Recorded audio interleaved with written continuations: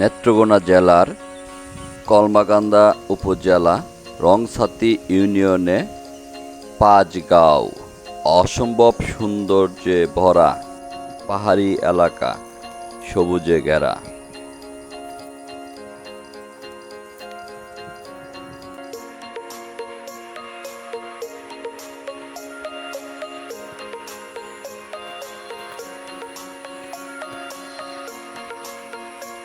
তিরিশে April 11টা 50 Sylhet two কলমাকান্দার বাসে উঠে পড়লাম আমি এবং আমার বন্ধু জাকারিয়া হাবিব। ফজরের টাইমে ওইখানে আমাদেরকে নামিয়ে দিল। নামার পরে একটি মোটরসাইকেল ভাড়া নিলাম দুজনে সারাদিনের জন্য।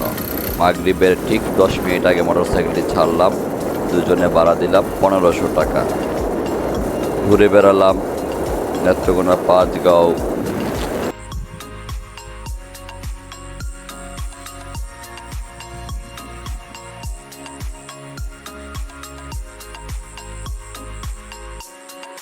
সবুজ এবং পাহাড় সবসময় আমাকে আকর্ষণ করে এবং ডাকে, তাই চলে গেলাম সারাদিনের জন্য ঘুরতে।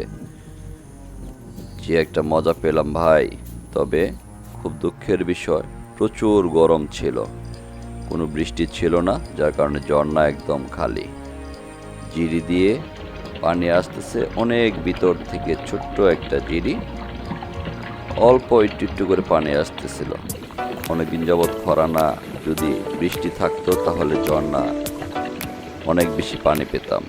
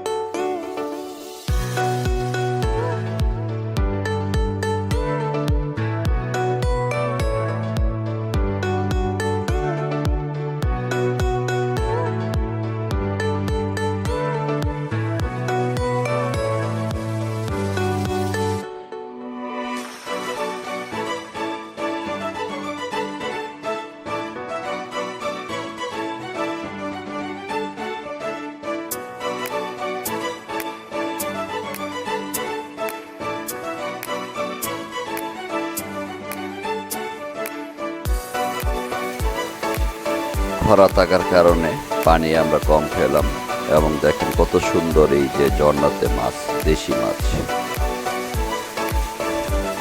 এই মাছগুলো আসলে খেতে অনেক সুস্বাদু। ওই যে দেখেন অল্প একটু পানি ঝর্ণা দিয়ে আসতেছে, ভিতরে একটু করে পানি আসতেছে। আমরা এই প্রথম স্পটটায় চলে গিয়েছিলাম সকাল 6টার আগেই। মোটামুটি ওই এলাকাটা ঘুরে আমরা বেরিয়ে চলেও আসছিলাম 6:30টার ভিতরেই।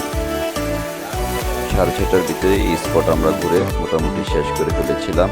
এবং এখানে দেখেন অনেক ইন্ডিয়ান প্রোডাক্ট আছে, তেল, সাবান, কসমেটিক, চকলেট, সুস্বাদু। তবে এইখানে অনেক দাম রাখে। ইন্ডিয়ান প্রোডাক্ট যারাই কিনতে চান, লেঙ্গুরা বাজার থেকে পাইকারি সেল হয়, ওইখান থেকে নিয়ে আসতে পারেন।